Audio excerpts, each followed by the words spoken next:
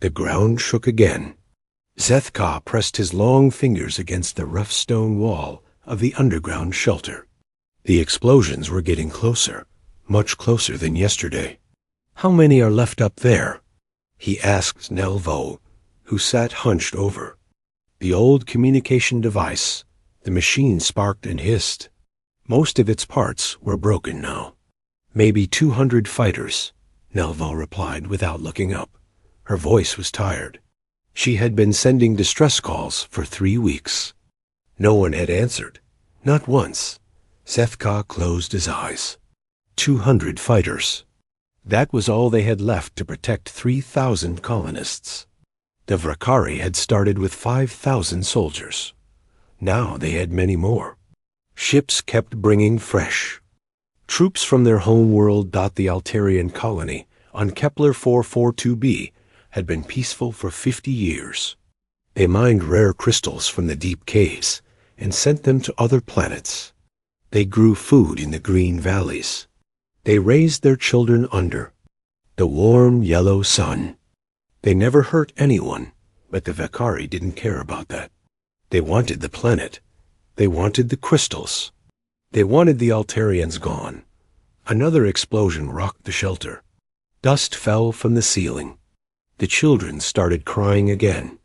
Their mothers held them close and whispered soft words that didn't mean anything anymore. That Z-E-T Kutch walked through the long tunnels carved into the rock. The shelters went deep underground. His people had built them when the attacks first started. They thought the war would last a few days, maybe a week. That was 4 months ago. He found Dex Rowe in the weapon storage room. The old miner was checking their guns. Most of them were mining tools that had been changed to shoot at enemies instead of cutting rock. "The north tunnel is lost," Dex Rowe said. His face was covered in dirt and blood. "The Vakari broke through an hour ago. We sealed it with explosives, but they'll dig through by morning." Zethka nodded. He had expected this. The Vakari were good at war. They had fought many battles. Before, they had destroyed many worlds. The Altarians had never fought anyone. "What about the children?" Zethka asked. 7 shuttles are ready. We can fit maybe 400 children and some adults to watch them. The rest..." Dexro didn't finish the sentence. He didn't need to. The rest would stay. The rest would die. Zetka walked back to the main shelter. Families sat together on the cold stone floor. They shared their last bits of food. They told stories to keep the children calm. They tried to smile, but their eyes were full of fear. Nelvo was still at her communication station. She had been there for days. She barely ate. She barely slept. She just kept sending the same message over and over again. "This is Colony Administrator Zethka of the Altarian settlement on Kepler 442b. We are under attack by the Vakari Empire. 3,000 civilians need immediate help. Our defenses are failing. Please respond. Please help us." But no one came. No one even answered. The Galactic Council had said they would protect small colonies. They had made promises. They had signed papers. But when the Vakari attacked, the council ships were always somewhere else, fighting other wars, protecting other worlds. Never here. Zeth sat down beside Nelvo. She looked at him with her large, purple eyes. She was young. Too young to die in a war she never wanted. "Any response?" he asked, though he already knew the answer. She shook her head. "The communication tower fell this morning. I'm using backup power. The signal is weak. Maybe no one can hear us anymore." Above them, the sounds of battle grew louder. The Vakari were pushing closer to the shelter entrances. Their weapons made sharp cracking sounds. Their soldiers shouted in their harsh language. They were excited. They could smell victory. War Commander Grexnall led the Vakari forces. He was tall and strong, with thick armor and many weapons. He enjoyed killing. He had told the colonists this in his first message. He said he would make their deaths slow and painful. He said he would save the children for last. The Altarians were not fighters. They were peaceful people who loved art and music and growing things. They had never learned to hate. Even now, facing death, they could not understand why the Vrakari wanted to hurt them. Zeth-Ka stood up. He had to make the hard choice. The choice he had been avoiding for days. Prepare the shuttles, he told Dex-Ro. Take the children tonight. All of them. Take some adults to care for them. Find a safe place far from here. What about you? Dex-Ro asked. We stay. We fight. We buy time for the shuttles to escape. Dex-Ro grabbed Zeth-Ka's arm. You can't save everyone. Come with us. Live to fight. Another day. Zeth-Ka pulled free. Someone has to stay. Someone has to try. If we all run, the Vrakari will follow. They will hunt down the shuttles. At least if we fight here, we can keep their attention. The ground shook again. This time, pieces of rock fell from the ceiling. The main support beams groaned. The shelter was not built to survive this kind of attack. Nelvo suddenly sat up straight.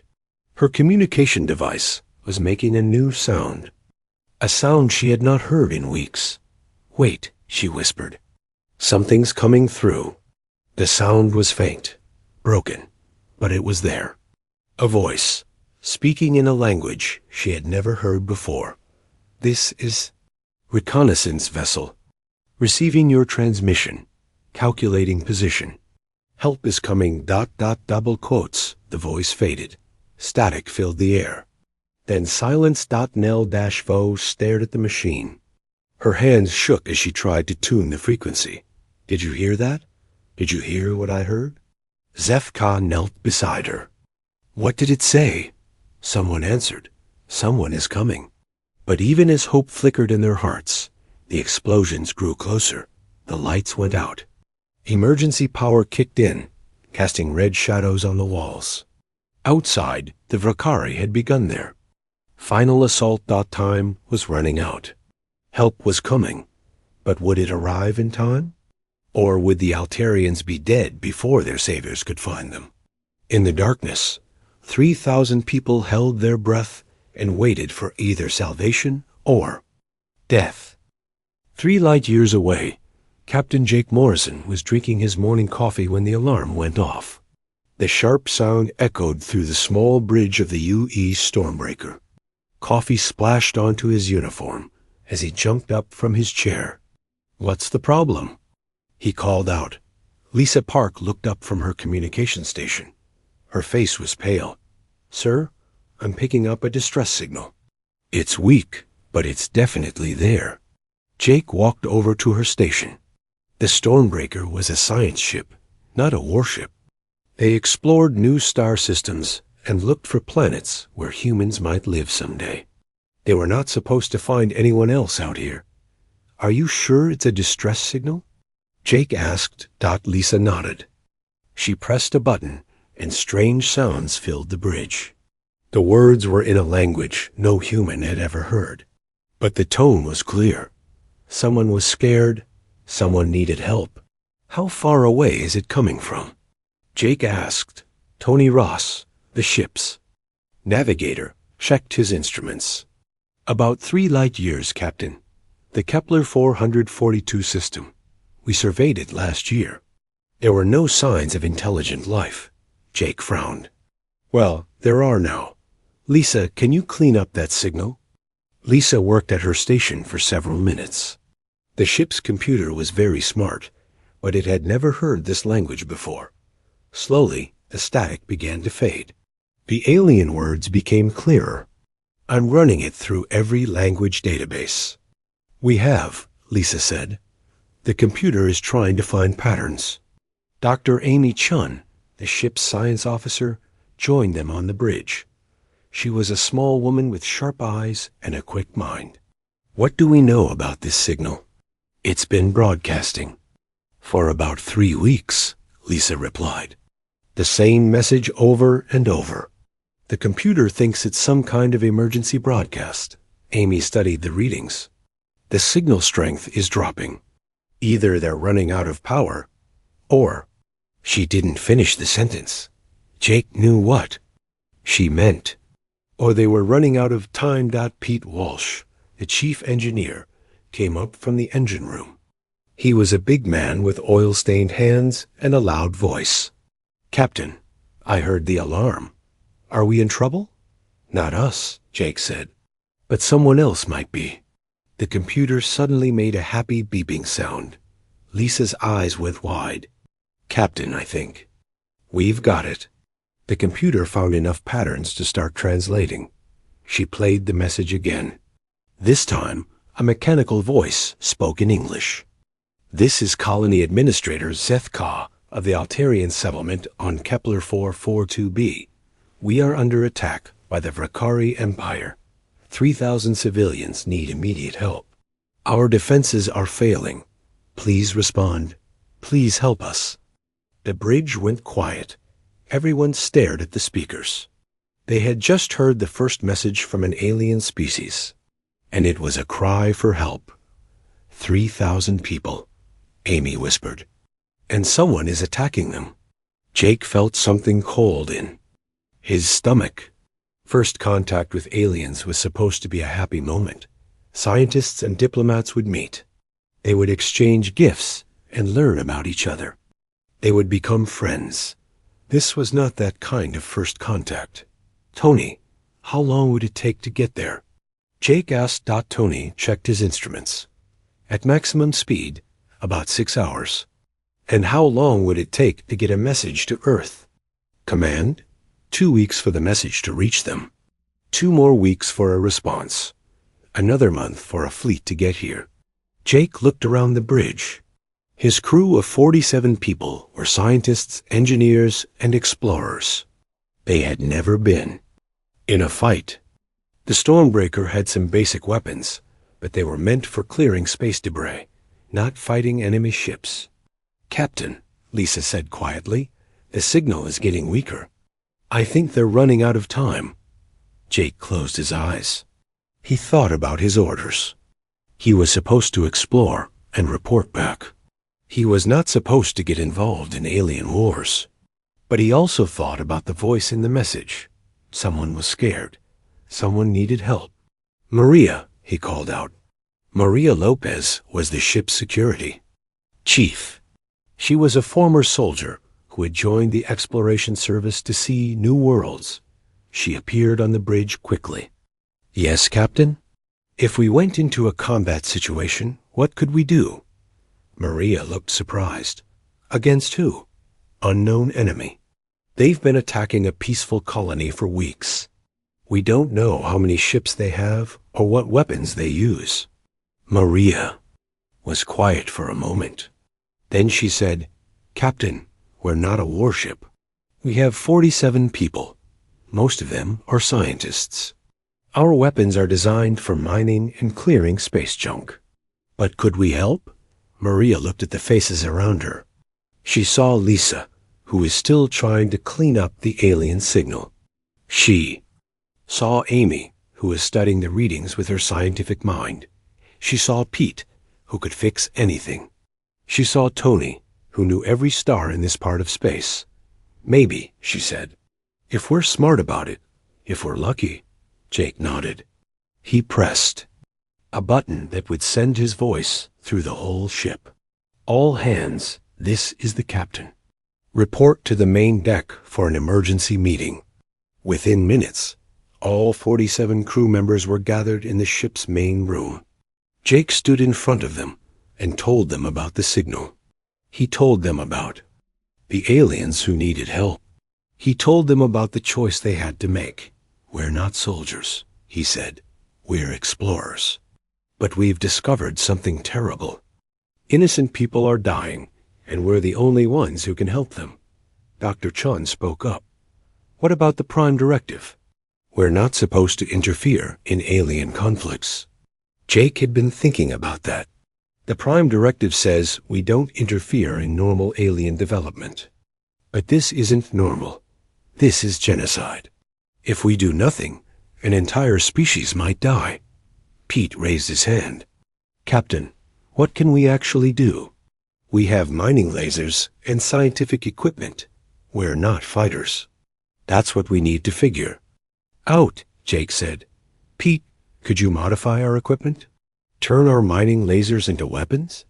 Pete scratched his head. Maybe. The mining lasers are pretty powerful. And we have those deep space probes. I could turn them into missiles. Maria, could you train the crew for combat? Maria looked around the room. She saw engineers and scientists and computer specialists. She saw people who had never held a weapon. But she also saw determination in their eyes. I can try, she said. We have some basic training equipment. And everyone here is smart. They learn fast. Jake looked at his crew. These people had followed him across the galaxy. They had explored dangerous worlds and faced unknown dangers. They trusted him to make the right choice. I won't order anyone to do this, he said. This is volunteer only. If you want to help, stay. If you want to go back to Earth, I understand. Nobody moved. Not one person left the room. Lisa stood up. Captain, I've been listening to that signal for hours. I can hear the fear in their voices. They're dying, and they don't know why. If we can help them, we have to try. One by one, the other crew members nodded. They were scared, but they were also angry. Somewhere out there, innocent people were being killed, and they were the only ones who could stop it. All right, Jake said. Tony, set course for the Kepler 442 system. Maximum speed. Pete, start working on those weapon modifications. Maria, begin combat training. Lisa, keep trying. To contact the aliens, let them know help is coming. As the crews scattered to their tasks, Jake remained on the bridge. He looked out at the stars and wondered what they would find when they arrived. He wondered if they would be too late. He wondered if his small crew of explorers could really make a difference. But he knew they had to try. Because that's what humans did. When someone needed help, they helped. Even if it was dangerous. Even if it seemed impossible. The Stormbreaker turned toward the Kepler 442 system and began its race against time. The Stormbreaker dropped out of hyperspace at the edge of the Kepler 442 system. Captain Jake Morrison stood on the bridge and stared at the main screen. What he saw made his blood run cold. Dozens of enemy ships surrounded the planet. They were big and dark, with sharp edges and glowing red lights. They fired their weapons at the planet's surface again and again. Each blast lit up the darkness of space like deadly fireworks. My God, whispered Dr. Amy Chun. How many ships are there? Tony. Ross checked his instruments. I count 37 vessels. Most of them are warships. They have the planet completely surrounded. Jake watched the bombardment continue. Every few seconds, another explosion bloomed on the planet's surface. Somewhere down there, the aliens who had sent the distress call were trying to survive. Lisa, can you contact the colony? Jake asked. Lisa worked at her communication station. The signal is very weak, Captain. One think most of their communication equipment has been destroyed. Jake felt a moment of despair. They had traveled 3 light years to help, but they had arrived too late. The colony was probably already destroyed. Then Lisa suddenly sat up straight. Wait, I'm getting something. It's faint, but it's there. She adjusted the controls, and a voice came through the speakers. It was weak and full of static, but they could understand it. This is Nelvo of the Altarian colony. Is someone there? Please respond. Jake grabbed the microphone. This is Captain Jake Morrison of the Human Federation ship Stormbreaker. We received your distress call. We're here to help. There was a long pause. Then Nelvo's voice came back, stronger now. Humans? We have never heard of humans. But you came. You actually came. Jake could hear the relief in her voice. And something else. Hope? How many survivors are there? Jake asked. About 2,000 in the underground shelters. But the Vakari are breaking through our defenses. We have maybe a few hours before they reach us. Jake looked around the bridge. His crew was watching him, waiting for orders. They all knew the situation was hopeless. One small exploration ship against 37 warships. It was suicide, but Jake had made his choice 6 hours ago. They were here to help, no matter the sin. Cost. Pete, are the weapon modifications ready? Jake asked. Pete Walsh nodded. The mining lasers are now focused beam weapons. They're much more powerful than before. And I've converted 20 scientific probes into guided missiles. Maria, how's the crew training going? Maria Lopez looked grim. They're ready, Captain. They're scared, but they're ready. Jake turned to Tony. Can you get us close to the planet without being detected? Tony studied his navigation displays. There's an asteroid field on the far side of the system. I can use it for cover. But once we attack, they'll know we're here. That's the plan, Jake said. We hit them hard and fast. Cause as much damage as possible. Dr. Chon looked worried. Captain, we're heavily outnumbered. Even with our modifications. We can't fight all those ships. We don't have to fight all of them, Jake replied. We just have to hurt them enough to make them reconsider. Show them this won't be an easy victory. Jake opened a channel to the whole ship. All hands, this is the captain. We're going into battle. I know you're scared. I'm scared too.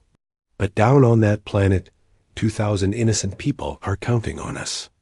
We're going to give them a fighting chance. The Stormbreaker moved carefully through the asteroid field. The ship's stealth systems were designed to hide them from detection while they studied planets. Now they were using those same systems to approach an enemy fleet. Lisa continued talking to Nelvo, gathering information about the enemy forces. The Vakari have been attacking for months, she told Jake. They want the planet for its rare mineral deposits. They don't care about the colonists. What about their ground forces? Jake asked. About 5,000 soldiers. They're well-armed and experienced. The colonists are just miners and farmers. They've been fighting with converted mining equipment. Jake felt anger building in his chest. These Vakari were bullies, attacking innocent people who couldn't fight back. Well, they were about to learn what happened when bullies met someone who could fight back. Captain, Tony said quietly, wearing position. The asteroid field is hiding us from their sensors. Jake looked at the enemy fleet on the main screen. The ships were spread out around the planet, confident in their overwhelming advantage. They had no idea a human ship was watching them. Maria, take your team to the shuttle bay. Be ready for boarding actions. Maria nodded and left the bridge with 6 crew members. They were armed with the ship's emergency weapons and some tools. Pete had modified for combat. Lisa, open a channel to the enemy fleet. All frequencies. Lisa's fingers flew over her controls. Channel open, Captain. Jake took a deep breath. This was it. He was about to announce humanity's presence to the galaxy. He hoped he was making the right choice. Attention Vakari fleet. This is Captain Jake Morrison of the Human Federation vessel Stormbreaker. You are attacking innocent civilians. Cease your bombardment immediately and withdraw from this system. The response came quickly. A harsh voice speaking in broken English filled the bridge. Human ship, you are trespassing in Vakari space. You have no authority here. Withdraw immediately or be destroyed. Jake recognized the voice of someone used to being obeyed. Someone who had never been challenged. This is your final warning, Jake said. Stop the attack or we will stop you. The alien voice laughed. It was a cold, cruel sound. You are one small ship. We are many. You will die quickly. Jake nodded to Tony. Take us out of the asteroid field. Let them see us. The Stormbreaker emerged from hiding and moved toward this enemy fleet. On the main screen, they could see the Vakari ships turning to face them. The nearest warship was 10 times their size. Target the lead ship, Jake ordered. Pete, prepare the modified mining lasers. Lasers ready, Captain. Lisa, record this message and broadcast it to the colony. Tell them help has arrived. Jake watched the enemy ship growing larger on the screen. In a few seconds, they would be in weapons range. His crew of 47 explorers and scientists was about to fight a war. All stations, battle stations. Jake announced, "This is for the colonists. This is for every innocent person who has ever been attacked by bullies. Show them what humans can do." The Vakari warship fired first. Red energy beams lanced out toward the Stormbreaker. But Tony was already moving, using the ship's maneuvering thrusters to dodge the incoming fire. "Return fire!" Jake shouted. The modified mining lasers blazed to life. Blue-white beams of concentrated energy struck the enemy ship's shields. The shields flickered and failed under the unexpected power of the human weapons. "Direct hit," Pete called out. "Their shields are down." The Vakari ship tried to turn away, but the Stormbreaker was much faster. Tony used the ship's superior maneuverability to stay behind the enemy vessel, where most of its weapons couldn't reach. "Launch missiles." Jake ordered .4 of Pete's converted probes streaked toward the enemy ship. They struck the hull with devastating force, tearing holes in the armor and causing internal explosions. On the communication channel, they could hear confused voices speaking in the Vakari language. The enemy commanders were trying to understand what was happening. "How are we doing so much damage?" Dr. Chon asked. "Their weapons are designed for long-range bombardment," Jake explained.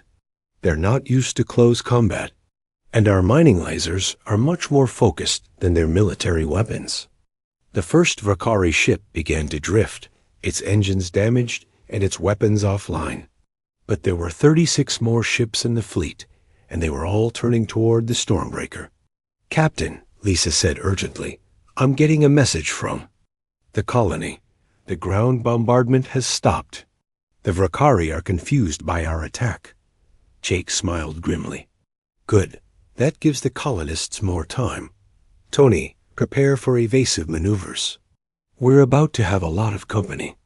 The battle for Kepler 442b was just beginning. One human ship against an entire alien fleet. The odds were impossible, but Jake and his crew were determined to fight. They had come too far to give up now. The Stormbreaker turned toward the next enemy ship, ready to show the galaxy what humans would do to protect innocent life. The Stormbreaker moved through the Vakari fleet like a deadly dance. Captain Jake Morrison gripped his command chair as the ship twisted and turned between the enemy vessels. Tony Ross flew like a man possessed, using every trick he had learned. In 20 years of piloting, incoming missiles. Dr. Amy Chun called out from her station. "I see them," Tony replied calmly. He rolled the ship sideways and dove toward the planet's surface. The Vakari missiles followed, but they were too slow. Tony led them into the upper atmosphere, where they burned up in the planet's air. "Nice flying," Jake said. "Pete, how are our weapons?" Pete Walsh grinned from the engineering station. "The mining lasers are working perfectly. Better than I hoped. And we still have 16 missiles left." Jake watched the tactical display. They had damaged or destroyed 6 enemy ships, but there were still over 30 left. The Vakari were learning to work together, trying to trap the human ship between multiple vessels. "Lisa, what's the status on the colony?" Jake asked. "The ground bombardment has completely stopped," Lisa Park reported. "The Vakari ground forces are confused. Some of them are pulling back to defensive positions. That was good news. Every minute the bombardment was stopped gave the colonists more time to survive. "Captain," Maria Lopez's voice came over the communicator. "We're ready for the boarding action." Jake had been thinking about this. The Vrakari ships were too big and too heavily armed to destroy with their limited weapons. But maybe they could capture one. "Maria, take your team to Shuttle Bay 2. We're going to try something crazy." Jake turned to Tony. "Can you get us close?" "To that command ship? The big one with all the communication arrays?" Tony studied the tactical display. "It's heavily defended. But if we come at it from the planet's shadow, we might surprise them." "Do it." The Stormbreaker dove toward the planet, using its gravity to accelerate. The ship's hull began to glow as they skimmed the upper atmosphere. Then Tony pulled up sharply, using the planet's gravity to slingshot them toward the command ship. "There." "Not expecting this," Amy said, watching the enemy ship on the main screen. "Their weapons are designed for long-range combat. They can't track us at this distance." Jake opened a channel to the shuttle bay. "Maria, your go for launch. Remember, we need their communication system intact." "Understood, Captain." The shuttle bay doors opened, and Maria's team launched in two of the ship's scientific shuttles. Pete had modified them with extra armor and weapons. They weren't proper assault craft, but they would have to do. "Cover the shuttles," Jake ordered. "Give them a path to the command ship." The Stormbreaker's weapons blazed to life. The mining lasers cut through the vacuum of space, striking the command ship's defensive turrets. The focused beams were incredibly precise, destroying weapon systems, without damaging the ship's hull. "This is crazy," Amy muttered. "We're actually winning." Jake watched the shuttles approach the command ship. The Vrakari were trying to stop them, but the human ship was providing too much covering fire. The enemy couldn't concentrate on both. "Threats at once. Shuttles are docking," Lisa reported. Maria's team is boarding the command ship. On the communication channel, they could hear the sounds of fighting. Maria and her team were moving through the enemy ship, using modified tools and emergency weapons against trained soldiers. "Lisa, start jamming their communications," Jake ordered. "I want them confused and scared." Lisa's fingers flew over her controls. Suddenly, the Vrakari communication channels filled with static and noise. But that wasn't all. She began broadcasting something else on their frequencies. Human music. Loud, aggressive battle songs from Earth's history. The fierce sounds of drums and electric guitars filled the enemy channels. "What is that noise?" came a panicked voice in the Vrakari language. "It's psychological warfare," Jake explained to his crew. "The Vrakari have never heard anything like human music. It's designed to pump up our adrenaline and make us fight harder. To them, it probably sounds like the roar of monsters." The effect was immediate. The enemy ships began to move more erratically. Their formation broke apart as individual captains tried to escape the terrifying sounds. "Captain," Maria's voice came over the radio, "we've reached the command center. There are about 20 Vrakari in here, but they're surrendering. I think our music scared them." Jake smiled. "Good work. Can you access their communication system?" "Pete's modifications are working perfectly. I can broadcast on all their frequencies." "Do it. Send them false orders. Tell them to retreat." For the next few minutes, the Vrakari fleet received conflicting orders. Some ships were told to attack the planet. Others were told to retreat. A few were ordered to attack their own allies. The result was chaos. Several enemy ships collided as they tried to follow contradictory orders. Others began firing on each. Thinking they were traitors. "Dr. Chun, can you coordinate with the colonists?" Jake asked. "They might be able to help with ground targets." Amy opened a channel to the colony. "Nelvo, this is Dr. Chun on the human ship. Can you identify?" Vakari ground positions for us? Yes, came the reply. We've been watching them for months. I can send you their coordinates. Jake watched the information come in. The Vakari had concentrated their forces around the colony's main entrances. They were preparing for a final assault. Tony, can you give us a low pass over the colony? Jake asked. I can do better than that, Tony replied. I can thread us through their mountain range. Use the terrain to hide our approach. The Stormbreaker dove toward the planet's surface again. This time, they stayed low, flying between the mountains and valleys. The ship's sensors mapped every Vakari position. Targets acquired, Pete announced. I have clear shots on their ground. Forces, Lisa, warn the colonists take cover, Jake ordered. We're coming in hot. The human ship burst over the colony like a thunderbolt. The mining lasers struck with surgical precision, hitting Vakari positions while avoiding the areas. Where colonists were hiding, the effect was devastating. The Vakari ground forces had never faced an attack from above. Their weapons were designed for fighting other ground troops, not spacecraft. Direct hits on all targets, Pete reported. The ground forces are scattering. Jake opened a channel. To the colony. This is Captain Morrison. The immediate threat to your shelters has been eliminated, but we're not done yet. From the planet's surface, Zethka's voice came back strong and clear. Captain Morrison, we cannot thank you enough. But there are still many enemy ships in orbit. We know, Jake replied. We're working on that. Jake looked at the tactical display. They had reduced the enemy fleet by nearly half, but there were still 15 ships left. And those ships were finally getting organized. Captain, Lisa said. Urgently, the remaining Vakari ships are forming up. They're going to try to overwhelm us with a coordinated attack. Jake nodded. This was what he had been expecting. The Vakari were done being confused and scared. Now they were angry. All stations, prepare for the final battle, Jake announced. Maria, get back to the ship. We're going to need all hands. On our way, Captain. The Stormbreaker climbed away. From the planet's surface, preparing to face the remaining enemy fleet. 15 ships against one. The odds were still terrible, but they had already accomplished the impossible. Tony, remember what I taught you about fighter tactics, Jake said. Stay mobile. Don't let them pin us down. Understood, Captain.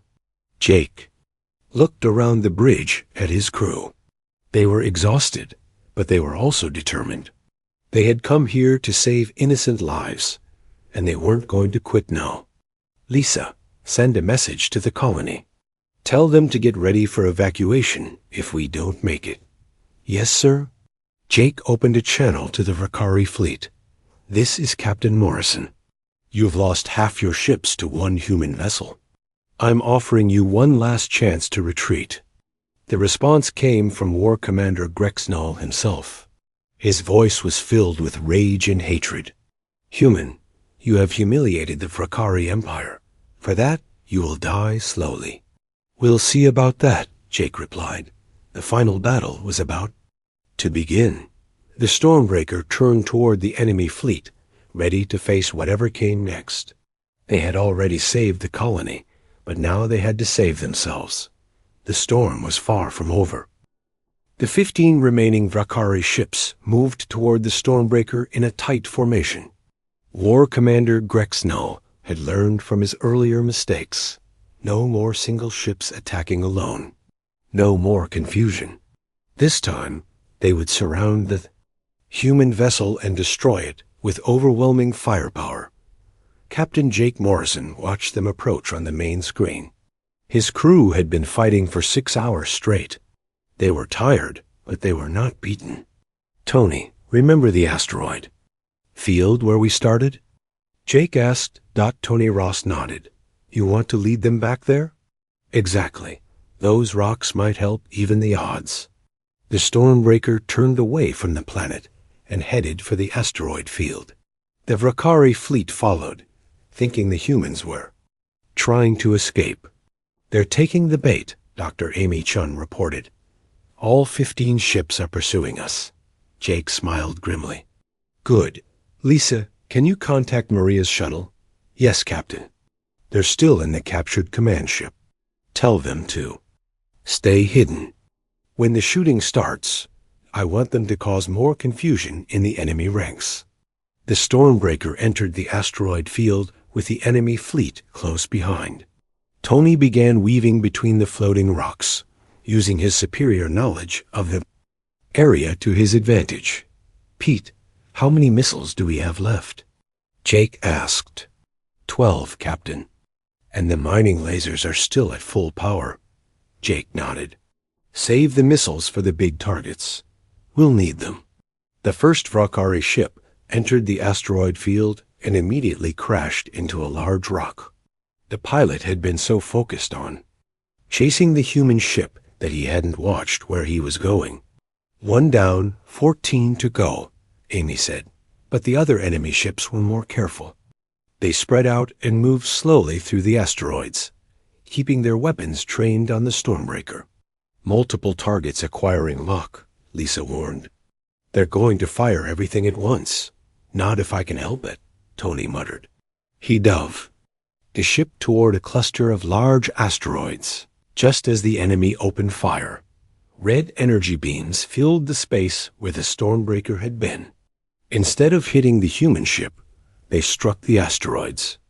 The rocks exploded in spectacular fashion, sending fragments flying in all directions.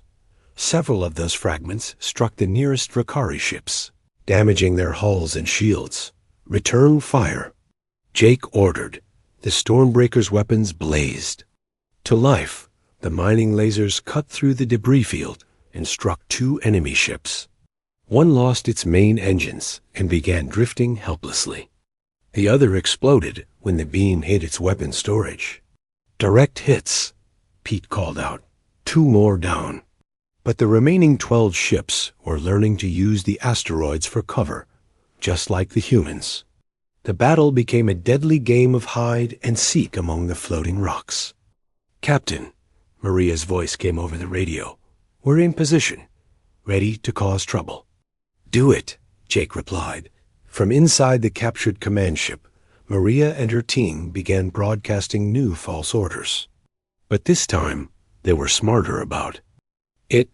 Instead of obvious contradictions, they sent subtle commands that made the Vrakari ships move into dangerous positions. Ship 7, adjust your position 2 degrees starboard, Maria's voice said in perfect Vrakari language. Thanks to the ship's translation computer, the Vrakari ship obeyed without question.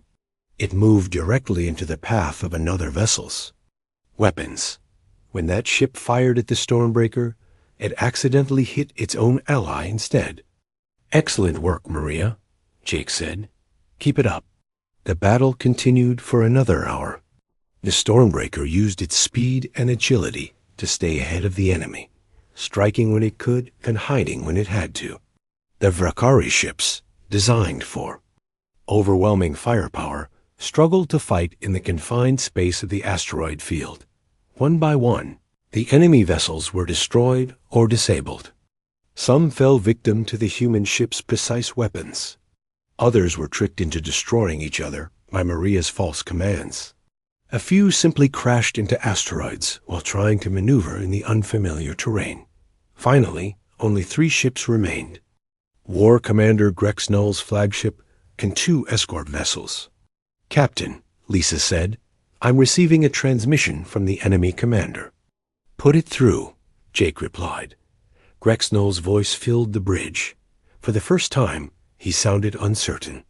Human Captain, you have fought well, but this ends now. Surrender, and I will give you a quick death. Jake picked up the microphone. War Commander, you came here to destroy innocent people. You've lost most of your fleet to 1 small ship. I think it's time for you to surrender. There was a long pause. Then Grex Null's voice came back, filled with rage. Never. The Vrakari. Empire does not surrender to inferior species. Then you've made your choice, Jake said sadly. The final battle was brief. The 3 remaining Vakari ships tried to surround the Stormbreaker, but they were too few and too damaged. Tony flew circles around them, while Pete's weapons picked them apart piece by piece. The last escort ship exploded in a brilliant flash.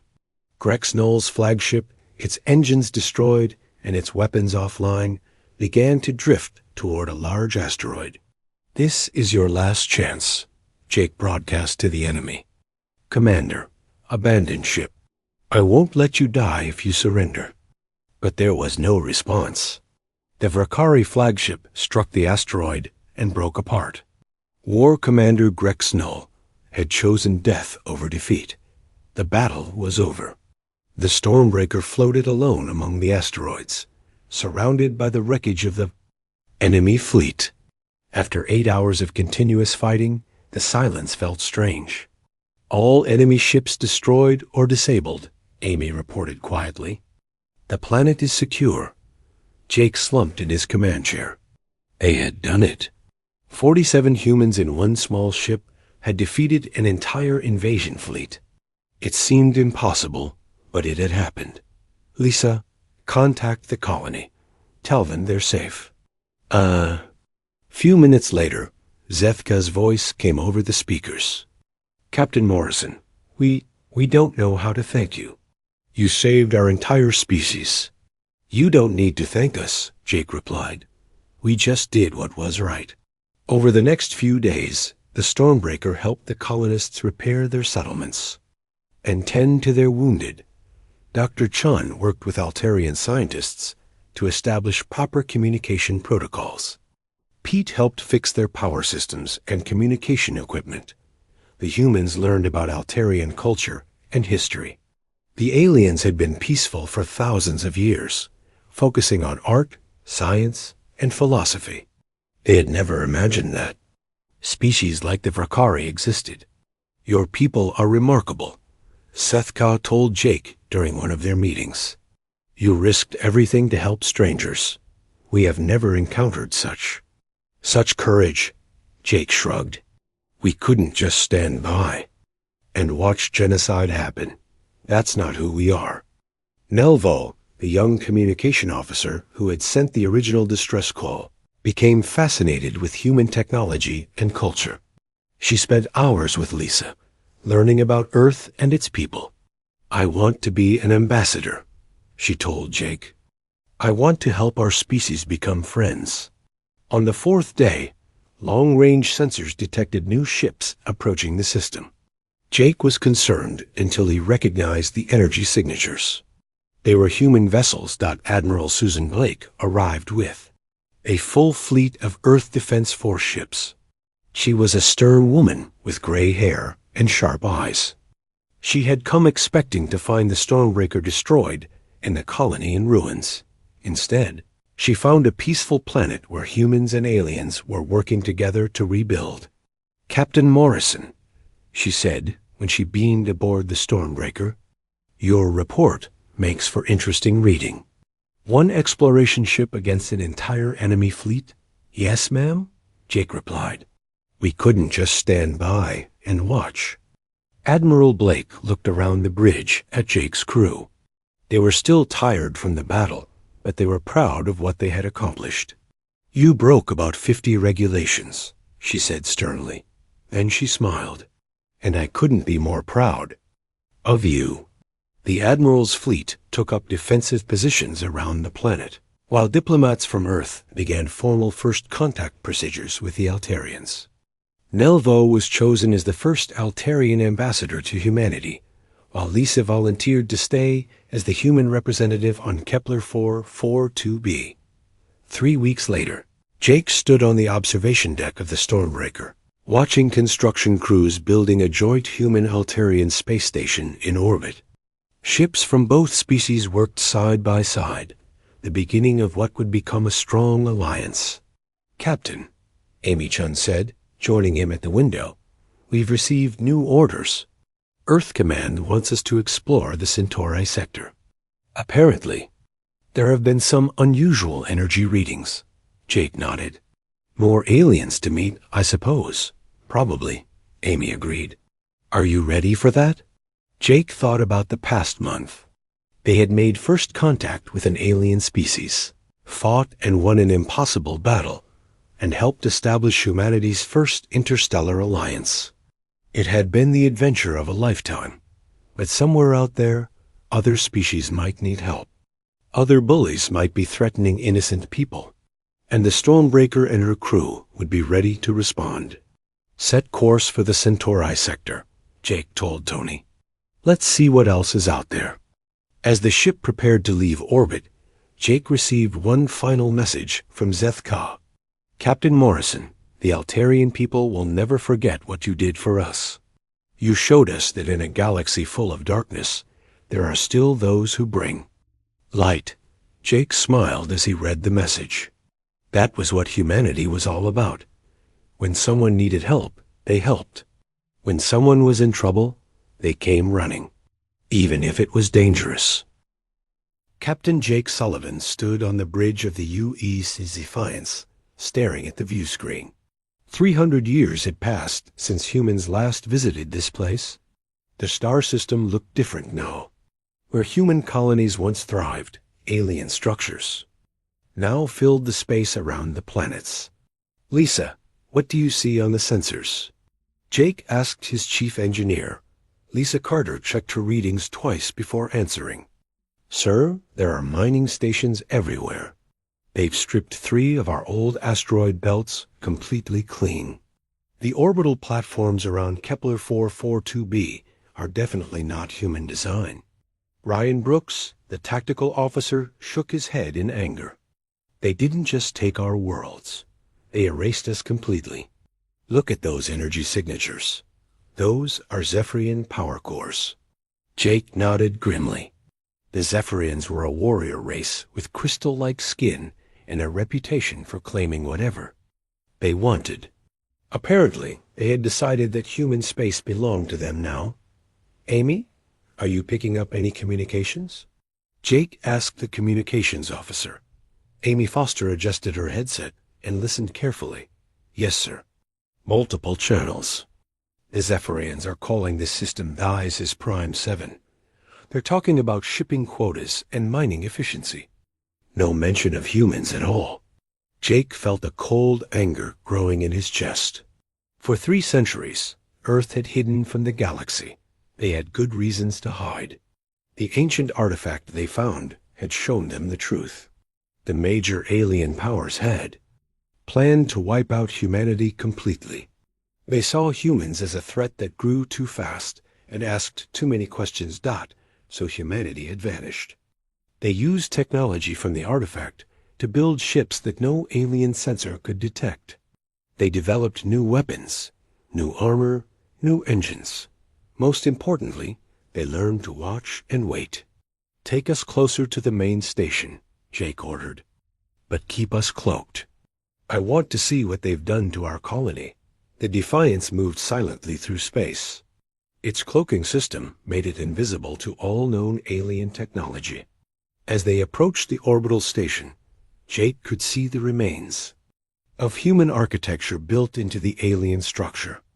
The Zephyrians had literally built their station on top of the human colony, using human materials and human designs as foundations.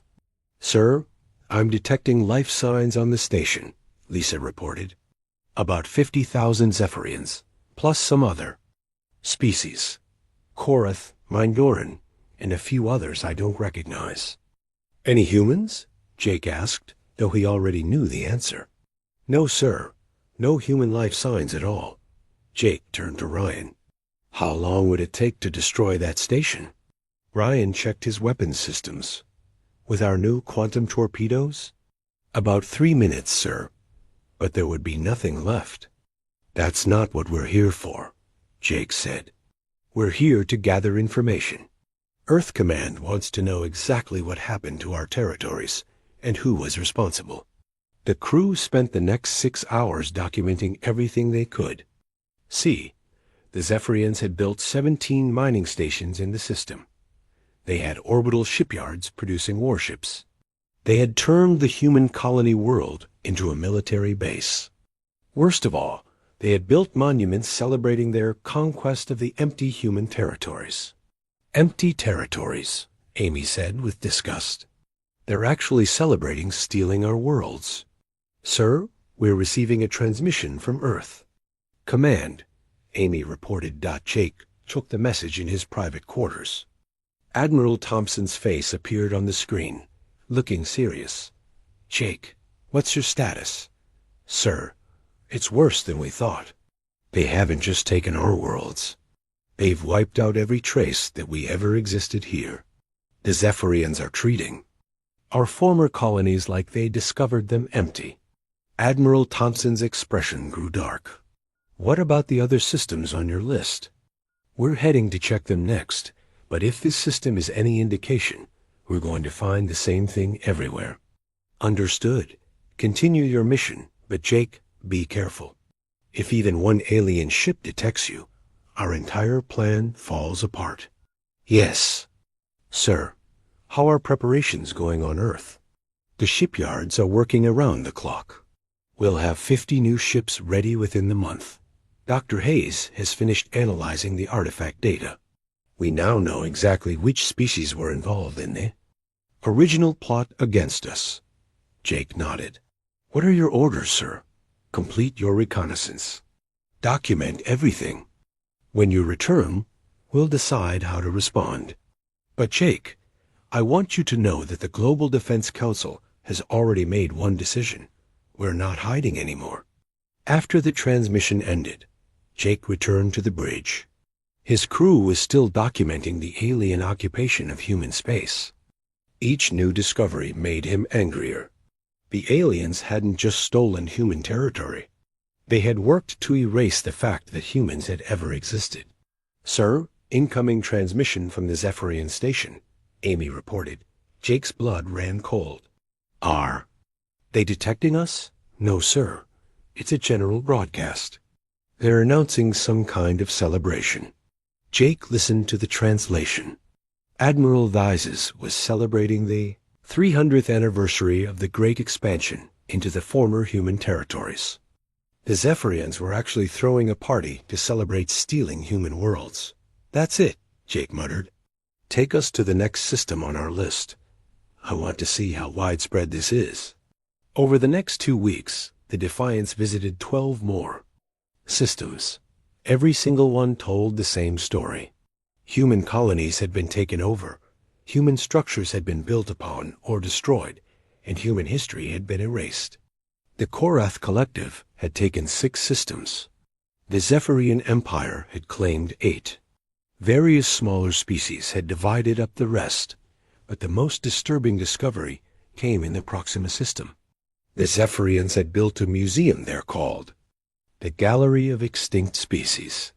It featured exhibits about dozens of species that had vanished from the galaxy.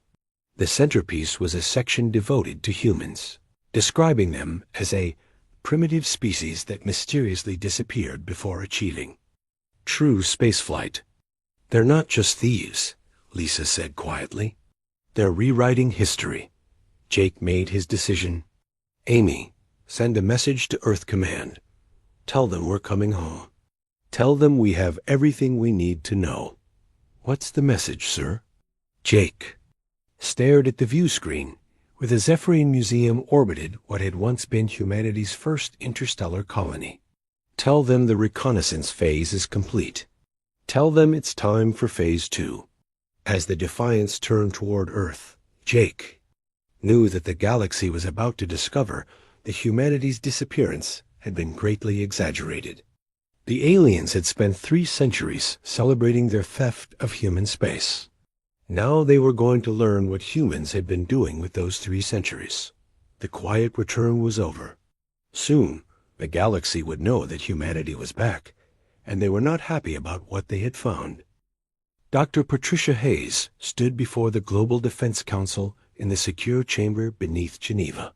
The room was filled with Earth's most powerful leaders, all waiting to hear what humanity's top scientist had discovered in the ancient artifact. That had changed everything. 300 years ago, we found something that saved our species, Patricia began. The artifact we discovered on Titan wasn't just alien technology. It was a warning. President Helen Roberts leaned forward. "Tell us what you found, Doctor." Patricia activated the holographic display. Images of alien text and star maps filled the air above the conference table. The artifact belonged to a species called the Precursors. They vanished from the galaxy 50,000 years ago, but before they disappeared, they left records of what they had learned. The images changed to show different alien species. The Precursors discovered that the galaxy has a pattern. Whenever a species grows too quickly, becomes too curious, or shows too much potential, the established powers work together to eliminate them.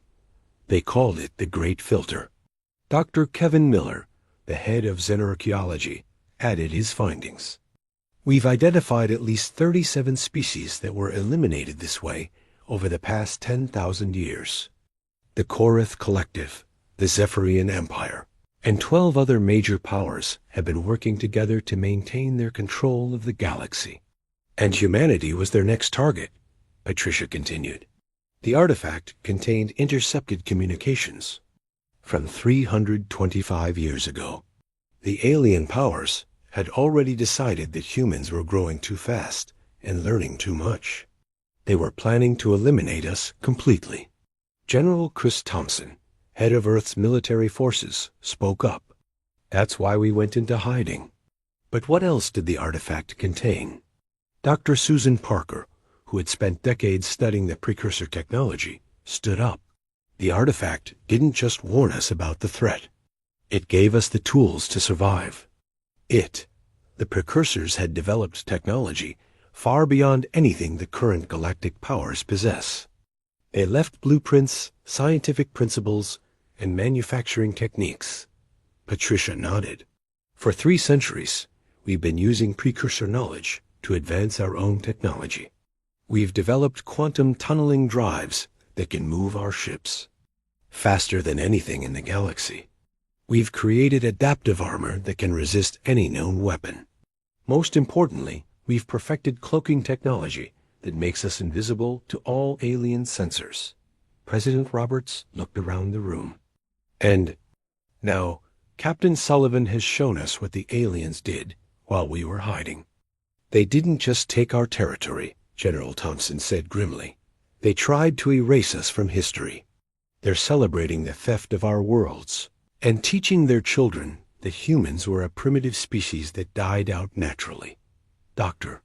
Hayes brought up new images showing Earth's military preparations. "We've built a fleet of ships using precursor technology. Each one is more powerful than anything the aliens have. We've also developed new weapons, new defenses, and new strategies." The president turned to General Thompson. "What's our current military strength?"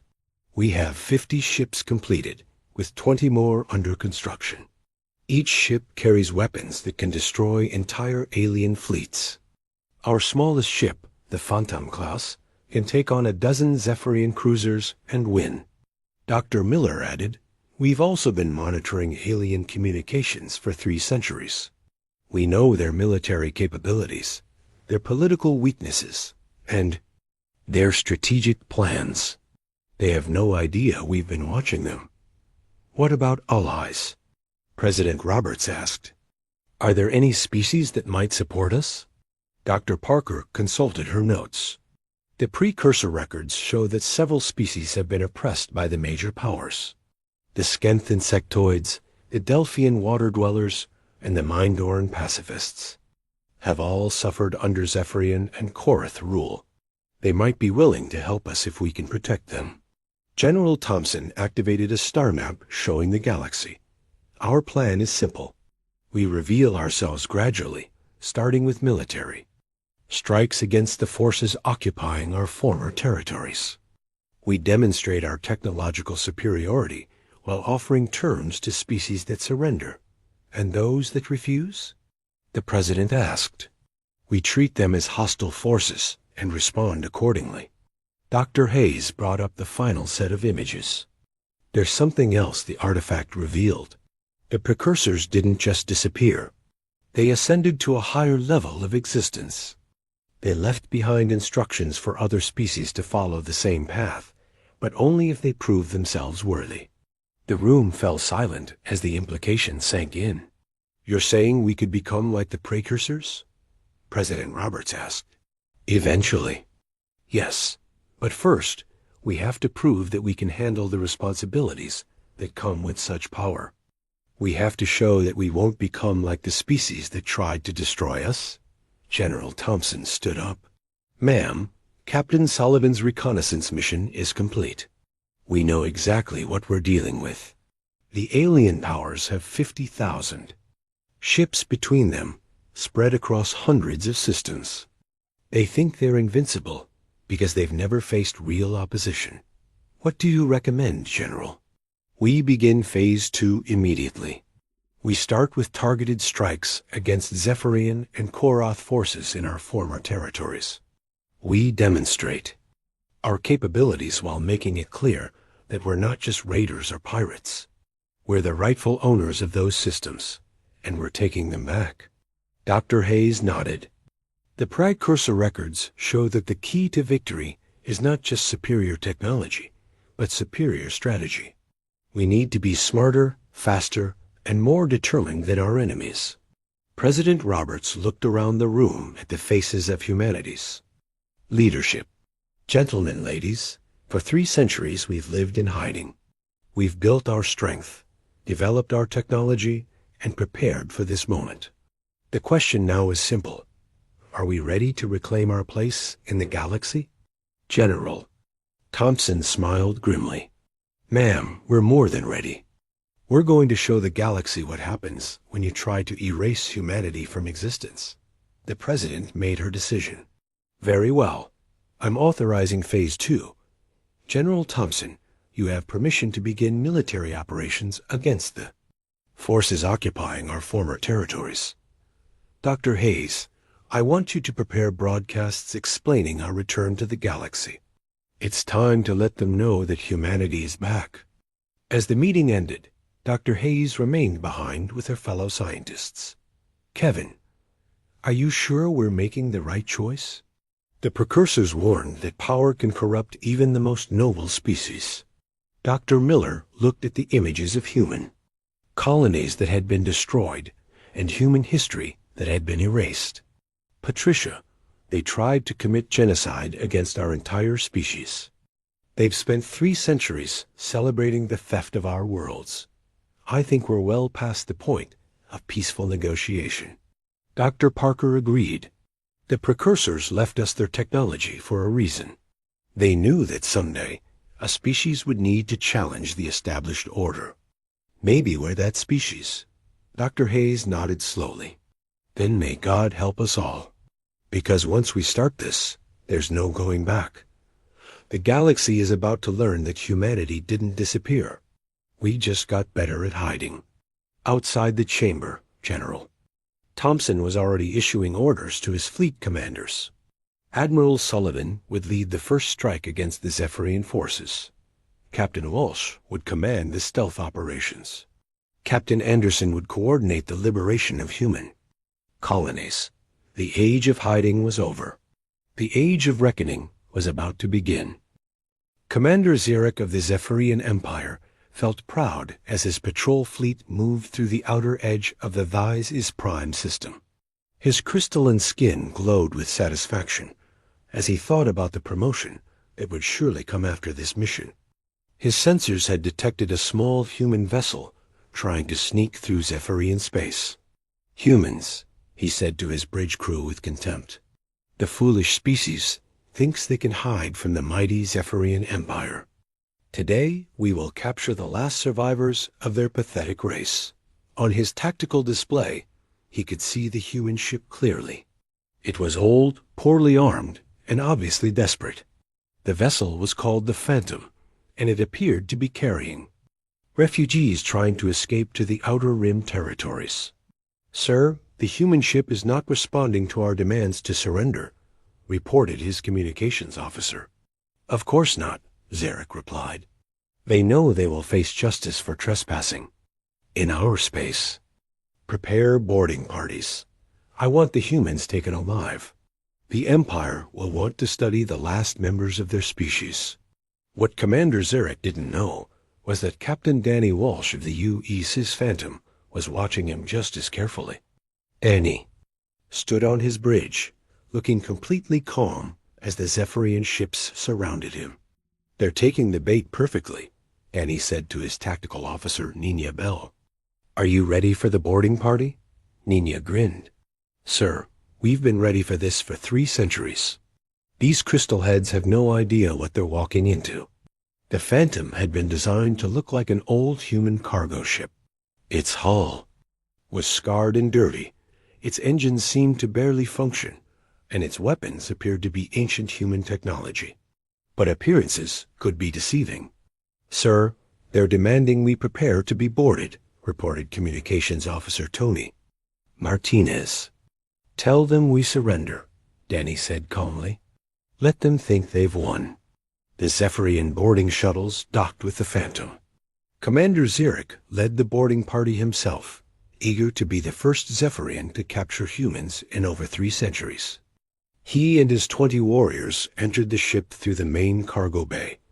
The humans were waiting for them. Captain Walsh stood with his hands raised, looking defeated. His crew appeared to be unarmed refugees, mostly women and children. "Commander." Zarek felt a moment of disappointment. He had expected the legendary human warriors to put up more of a fight. "I am Commander Zarek of the Zephyrian Empire," he announced. "You are trespassing in our space. You will surrender your ship and submit to Imperial justice." Captain Walsh nodded sadly. "We surrender, Commander. We're just trying to find a new home for our people." "Your people are extinct," Zarek replied harshly. "The human territories have belonged to the Empire for 3 centuries. You are criminals and thieves." "Actually," Danny said, his expression changing completely, "I think you have that backwards." Commander Zarek suddenly noticed that the human crew was no longer looking defeated. They were smiling. The women and children he had thought were refugees were now reaching for weapons that had been hidden throughout the cargo bay. "What is the meaning of this?" Zarek demanded. "Nina, would you like to explain?" Danny asked. Chief Security Officer Nina Bell stepped forward. "Commander, you've just made the mistake of boarding a human warship. The Phantom isn't a cargo vessel. It's a Wraith-class stealth destroyer, and you've just walked into our trap." Commander Zarek tried to contact his ships, but his communication device was dead. The Phantom had been jamming all Zephyrian communications since the boarding party arrived. "Impossible," Zarek said. "Our sensors would have detected a warship." "Your sensors are 3 centuries out of date," Danny replied. "We've been watching you for the past hour, Commander. We know exactly how many ships you have, what weapons they carry, and what their weaknesses are." The cargo bay began to transform around them. Wall panels slid away to reveal advanced weapon systems. The floor opened up to show torpedo tubes and missile launchers. What had looked like a simple cargo hold was actually a sophisticated weapons bay. "You see, Commander," Danny continued, "humanity didn't disappear. We just got better at hiding. We've spent 3 centuries preparing for this moment. We've developed technology that makes your ships look like toys." Commander Zarek raised his weapon, but Nina Bell was faster. The human security chief moved with inhuman speed, disarming him before he could fire. The other Zephyrian warriors found themselves facing humans who seemed to anticipate their every move. "How is this possible?" Zarek gasped. 300 years of preparation," Danny said simply. "We've studied your species, learned your tactics, and developed countermeasures for all your weapons. We know everything about you, Commander." "You?" "Know nothing about us." Outside the ship, the Zephyrian fleet was beginning to realize that something was wrong. They had lost contact with their boarding party, and their sensors were detecting strange energy readings from the human ship. That's when Admiral Chris Thompson's battle group arrived. The space around the Phantom suddenly filled with human warships. 12 massive vessels decloaked simultaneously, their weapons already locked onto the Zephyrian fleet. The aliens found themselves surrounded by ships that seemed to have appeared from nowhere. "This is Admiral Thompson of the United Earth Space Forces," came the transmission. "Commander Zarek, you are under arrest for crimes against humanity. Your ships will surrender immediately or be destroyed." On the Phantom, Commander Zarek stared at the tactical display in horror. The human ships were unlike anything he had ever seen. They were sleek, powerful, and obviously far more advanced than anything in the Zephyrian fleet. "This is impossible," he whispered. "Humans are primitive. You barely achieved spaceflight before you disappeared." "We achieved a lot more than spaceflight," Danny replied. "We just did it quietly. Tell me, Commander, how many human colonies has your empire destroyed?" "The human territories were empty when we claimed them," Zarek said automatically. "Really? Then explain this." Danny activated a holographic display showing the museum in the Proxima system. "Your empire built a museum celebrating the extinction of humanity. You've spent 3 centuries erasing our history and stealing our worlds." Commander Zarek's crystalline skin began to dim as he realized the implications. "You've been watching us for 3 centuries, Danny confirmed.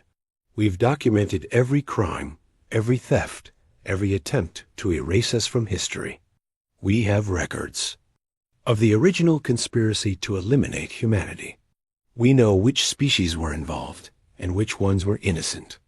Outside, the Zephyrian fleet was trying to decide whether to fight or surrender. Their commander, Admiral Vyses, was receiving reports that made no sense. The human ships were showing power readings that seemed impossible.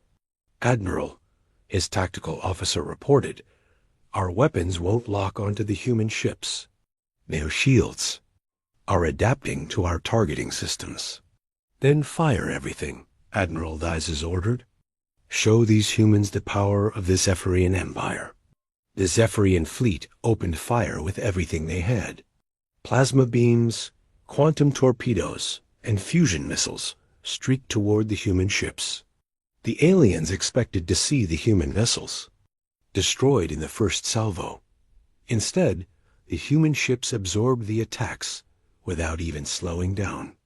Their adaptive shields turned the alien weapons aside like raindrops. Then the humans returned fire. The difference was devastating. Human quantum disruptors tore through Zephyrian shields like they weren't there. Adaptive torpedoes found weak points in alien armor and exploited them perfectly. Within minutes, half the Zephyrian fleet was disabled. "Impossible," Admiral Vyses gasped. "How can 12 ships defeat an entire fleet?" "Because we're not the same species you tried to eliminate," came Admiral Thompson's reply. "We're what humanity became when you gave us 3 centuries to prepare. The battle was over in less than an hour. The Zephyrian fleet was completely destroyed or disabled." Commander Zarek found himself a prisoner aboard the Phantom, along with his entire boarding party. "What happens now?" Zarek asked. "Now you get to be the first alien to witness humanity's return to the galaxy," Danny replied. "Your empire has been celebrating the theft of our worlds for 3 centuries. It's time to return what you stole." As news of the battle spread across the galaxy, alien leaders began to realize that something had changed. The species they thought was extinct had returned, and they were more powerful than anyone had imagined. The age of human hiding was over. The age of human dominance was about to begin. The Galactic Council chamber had never seen such chaos. Representatives from 47 different species filled the massive hall, all talking at once. The news of humanity's return had spread across the galaxy in just 3 days, and panic was setting in. Emperor Vyses Prime of the Zephyrian Empire stood at the center of the room, his crystalline form glowing with anger. "This is impossible. Humans are extinct. Our own records show they disappeared 3 centuries ago. Your records are wrong, replied Ambassador Keth 7 of the Mindoran Federation. The peaceful species had already begun preparing reparations for humanity. We should have known better than to trust the major powers when they claimed human space was empty. Warmind Brex Alpha of the Korath Collective spoke through its drone body. The human fleet destroyed an entire Zephyrian patrol group. Our intelligence suggests they possess technology beyond anything we have encountered. The chamber erupted in arguments. Some species wanted to fight, others wanted to negotiate, and a few were already preparing to flee to the Outer Rim territories. On Earth, President Helen Roberts was preparing for the most important speech in human history. She stood in the Global Communications Center, knowing that her words would be broadcast to every inhabited world in the galaxy. My fellow humans and citizens of the galaxy, she began, I am President Helen Roberts of Earth. For 3 centuries, the galaxy has believed that humanity was extinct. Today, I'm here to tell you that reports of our death were greatly exaggerated. The transmission was being received on millions of worlds. Alien leaders watched in shock as the human president continued speaking. 300 years ago, the major powers of this galaxy conspired to eliminate humanity. They saw us as a threat to their control, a species that grew too fast and asked too many questions. They planned to wipe us out completely. Emperor Thys is Prime tried to interrupt the transmission, but human technology was far too advanced for alien jamming systems. We discovered their plot through an ancient artifact left by a vanished species called the Precursors. Instead of waiting to be destroyed, we chose to disappear. We used the time to grow stronger, to develop new technologies, and to prepare for our return. President Roberts activated a holographic display showing the extent of human space before the Great Silence. These systems belonged to humanity. While we were in hiding, you divided our territories among yourselves. You built your colonies. On our worlds, you stripped our resources, and you tried to erase us from history. The alien leaders in the council chamber were beginning to understand the magnitude of their problem. Humanity wasn't just back. They were angry, and they were powerful. We want our territories returned, President Roberts continued. We want reparations for 3 centuries of theft. Most importantly, we want trials for those who participated in the original conspiracy to commit genocide against our species. Colonel Marcus Stone was leading humanity's liberation of their former colonies. His ship, the U.E.'s Retribution, had just arrived at the Kepler system, where the Zephyrians had built their largest mining operation. Sir, we're detecting 17 mining stations and a defensive fleet of 30 ships, reported his tactical officer. Send them our terms, Marcus ordered. Surrender and withdraw, or be destroyed. The Zephyrian commander's response was predictable. We will not surrender to extinct primitives. This system belongs to the Empire. Then you've chosen destruction, Marcus replied calmly. The battle was even more one-sided than the first encounter. The Retribution's weapons tore through the Zephyrian fleet like they were made of paper. The mining stations were reduced to scrap metal in minutes. The few surviving aliens were taken prisoner and transported to holding facilities. Similar scenes were playing out across the galaxy. Human ships were appearing in system after system, demanding the return of their territories. Most aliens chose to fight, confident that their numbers would overwhelm the humans. They were wrong. Dr. Rachel Foster was Earth's new ambassador to the oppressed species of the galaxy. She had made contact with the Skenth, an insectoid race that had been enslaved by the Korath Collective for over a century. We offer you protection in exchange for your support, Rachel explained to Queen Scrix 9. Help us fight the Collective, and we'll guarantee your independence. The insectoid queen considered the offer carefully. The Collective has thousands of ships. How can you defeat them? The same way we defeated the Zephyrians, Rachel replied. With superior technology and 3 centuries of preparation. We've been watching the collective just as carefully as we watched the Empire. The Skenth decision to ally with humanity was the first crack in the alien coalition. Soon, other oppressed species began reaching out to the humans, offering intelligence and support in exchange for protection. The Galactic Council was fracturing. Species that had been allies for centuries were now arguing about how to respond to the human threat. Some wanted to negotiate, others wanted to fight, and a few were secretly preparing to switch sides. Emperor Thais Prime was growing desperate. We must unite against this threat. If we allow the humans to divide us, they will conquer us all. Perhaps we should consider that they have legitimate grievances, suggested Ambassador Keth 7. We did take their territories while they were gone.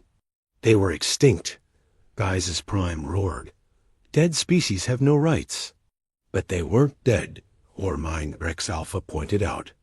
They were hiding, and now they're back with technology that makes our fleets look primitive. The debate continued for hours, but no agreement could be reached.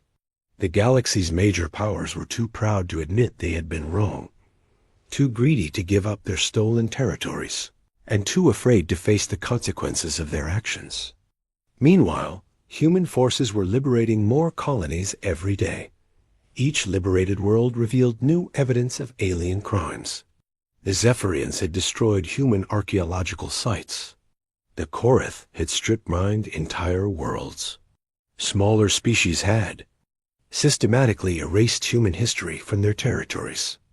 Captain Julie Anderson was commanding the liberation of the Sol 4 system, where humans had established their first interstellar research station. She was shocked by what she found. "Sir, they've turned our research station into a military academy," reported her science officer. "They're teaching their children that humans were a primitive species that died out naturally." "Not anymore," Julie replied grimly. "Prepare landing parties. We're taking our station back." The assault was swift and decisive. Human soldiers, equipped with advanced armor and weapons, overwhelmed the alien defenders in minutes. The military academy was shut down, its alien students and teachers taken prisoner. But the most shocking discovery came in the academy's library. The aliens had preserved human books, human art, and human scientific data, but they had rewritten the descriptions. Human achievements were attributed to alien species. Human discoveries were claimed by alien scientists. Human art was described as primitive alien artifacts. "They didn't just steal our territories," Julie said in disgust. "They stole our entire civilization and claimed it as their own." As news of these discoveries spread to Earth, human anger reached a boiling point. The aliens hadn't just committed theft and genocide. They had committed cultural genocide, trying to erase humanity from the historical record. President Roberts made another broadcast to the galaxy. "Citizens of the galaxy, we have discovered the true extent of alien crimes against humanity. They didn't just steal our worlds. They stole our history, our culture, and our achievements. They tried to erase us completely from existence." The transmission showed evidence from dozens of liberated worlds. Human cities that had been built over, human monuments that had been destroyed, human scientific achievements that had been attributed to alien species. "This is no longer just about territory," President Roberts continued. "This is about justice. The species that committed these crimes will be held accountable. Those who surrender and make reparations will be treated fairly. Those who continue to resist will face the full might of humanity's return." The galaxy was beginning to understand that humanity's return wasn't just a military threat. It was a reckoning. 3 centuries of lies, theft, and attempted genocide were coming due, and the bill was going to be paid in full. Emperor Thais Prime made one last desperate attempt to unite the galaxy against humanity. We must put aside our differences and fight together. If we don't stop them now, they will conquer us all. But his words fell on deaf ears. Too many species had already decided that fighting humanity was hopeless. Too many others were beginning to realize that the humans had been right all along. The age of alien dominance was ending. The age of human justice was about to begin. The Centauri Nexus had been the center of galactic power for over 1,000 years. The massive space station served as headquarters for the Galactic Council, where the major species made decisions that affected trillions of lives. Today, it would become the site of the final battle for control of the galaxy. Admiral Chris Thompson stood on the bridge of the UE Sovereign, watching as the largest fleet in galactic history assembled around the station. 3,000 ships from 47 different species had gathered to make their last stand against humanity. "Sir, we're detecting massive energy buildups throughout the enemy fleet," reported his tactical officer. "They're preparing to fire everything they have at us." "Let them," Thompson replied calmly. "It's time to show the galaxy what 3 centuries of preparation can accomplish." The human fleet was tiny compared to the alien armada. Only 50 ships faced the combined might of the galaxy's major powers. But those 50 ships represented the most advanced technology ever developed by any species. Emperor Daises Prime commanded the alien fleet from his flagship, the Eternal Glory. His crystalline form glowed with confidence as he surveyed his massive force. "At last, we will end this human threat once and for all," he declared to his bridge crew. "Today, we will show the galaxy that the established order cannot be challenged." Warmind Brex Alpha of the Korath Collective had deployed over 800 ships. The hive mind species was convinced that their superior numbers would overwhelm the humans through sheer force. Human technology may be advanced, the Warmind communicated to its drones, but they cannot defeat the combined will of the collective. Numbers will prevail. Captain Julie Anderson commanded the UES Vanguard, one of humanity's newest ships. Her crew was ready for the battle that would determine the future of the galaxy. Major Tony Gibson had prepared boarding parties, while Lieutenant Commander Alex Turner coordinated the tactical systems. "Sir, the alien fleet is moving into attack formation," reported Turner. "They're spreading out to try to surround us." "They still don't understand," Julie said with a slight smile. "They think this is going to be a normal space battle." "Admiral." Thompson opened communications to the entire alien fleet. "This is Admiral Thompson of the United Earth Space Forces. You are guilty of theft, genocide, and crimes against humanity. Surrender now, and you will be treated fairly. Continue to resist, and you will be destroyed." Emperor Daises Prime's response came immediately. "We will never surrender to extinct primitives. The galaxy belongs to the established powers. Attack!" The alien fleet opened fire with everything they had. 3,000 ships unleashed a barrage of weapons that should have been enough to destroy a small moon. Plasma beams, quantum torpedoes, fusion missiles, and particle cannons all converged on the human fleet. The humans didn't even try to dodge.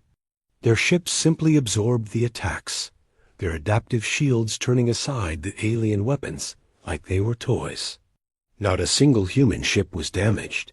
"Impossible," whispered the Zephyrian tactical officer. "Nothing can withstand that much." "Firepower. Now it's our turn," Admiral Thompson said calmly. All ships opened fire. The human response was devastating. 50 ships fired weapons that made the alien barrage look primitive. Quantum disruptors tore through enemy shields like paper. Adaptive torpedoes found weak points in alien armor and exploited them perfectly. Gravity pulse cannons crushed entire ships with artificial black holes. Within the first minute, over 200 alien ships were destroyed. The survivors watched in horror as their most powerful vessels were reduced to scrap metal by weapons they couldn't even understand. "All ships fall back," ordered Warmind Brex Alpha. "We cannot fight this technology." But it was too late to retreat. The human ships moved with impossible speed, their quantum tunneling drives allowing them to appear anywhere on the battlefield instantly. The aliens found themselves surrounded and outgunned at every turn. Captain Julie Anderson led the boarding assault on the Centauri Nexus itself. Her ship docked with the station while the battle raged around them. Major Gibson's troops poured into the station, overwhelming the alien defenders with superior equipment and training. "Secure the council chamber," Julie ordered. "I want the alien leaders captured alive." The human soldiers moved through the station like ghosts. Their adaptive armor made them nearly invisible, while their weapons could punch through any known material. The alien security forces, despite outnumbering the humans 10-1, were completely outmatched.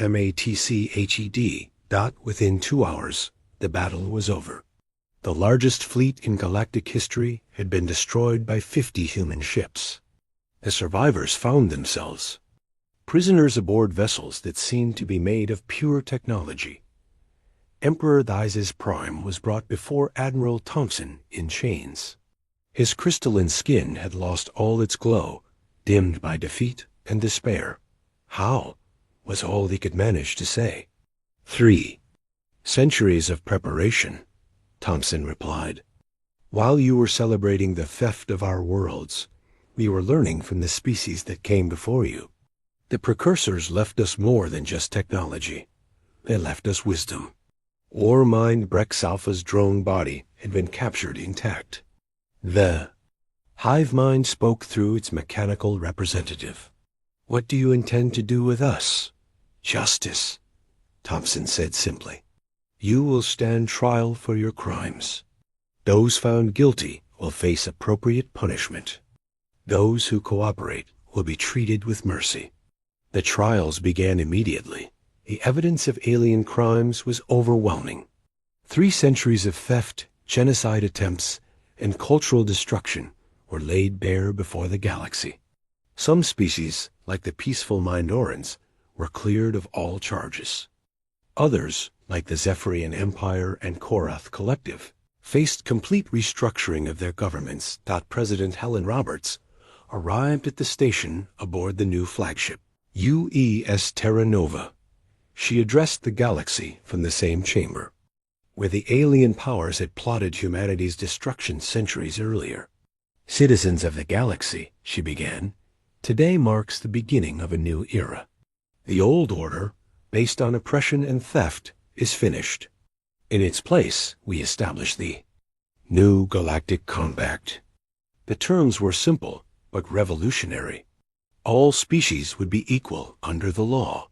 No species could claim territory that belonged to another. Technological and cultural exchange would be encouraged, but forced assimilation was forbidden. Most importantly, any attempt at genocide would be met with immediate and overwhelming force. "Humanity does not seek to rule over you," President Roberts continued. "We seek to protect the galaxy from the kind of evil that once threatened us. We will be the guardians of galactic peace, ensuring that no species ever again faces extinction at the hands of its neighbors." Some alien leaders protested, claiming that humans were just replacing one tyranny with another. But their protests fell on deaf ears. The oppressed species of the galaxy had seen what human protection meant. The Skenth were free for the first time in a century. The Delphians could swim in their own oceans without fear. Dozens of smaller species found themselves protected by human shields. Captain Jake Sullivan, now promoted to admiral, stood in the renamed station's command center. The Centauri Nexus had become New Geneva, the capital of humanity's new galactic government. He watched as human ships departed for the Outer Rim, where long-range sensors had detected signs of other civilizations. "Sir, we are receiving a message." "From Earth Command," reported his communications officer. Admiral Sullivan read the message and smiled. It was from President Roberts herself. "Phase 2 complete. Phase 3 authorized. Begin expansion into uncharted space." The galaxy had learned that humanity's return wasn't just about reclaiming stolen territory. It was about expanding human influence throughout the cosmos. The species that had once tried to eliminate humanity now found themselves citizens of a human-dominated galaxy. But for the humans, this was just the beginning. The precursor technology had shown them that the galaxy was vast, with thousands of unexplored systems and dozens of unknown civilizations. Some might be peaceful, others might be hostile. All would eventually encounter humanity. Emperor Dies is Prime, now a prisoner awaiting trial, was allowed to watch as human ships departed for unknown space. "You think you've won," he said to his human guard. "But there are powers in the galaxy, far greater than the Zephyrian Empire. They will not tolerate your expansion."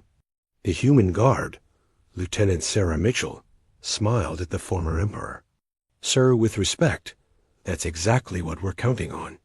Humanity works best when we have a challenge to overcome." As the human fleet disappeared into the unknown regions of space, the established civilizations of the galaxy began to understand a fundamental truth about their new overlords.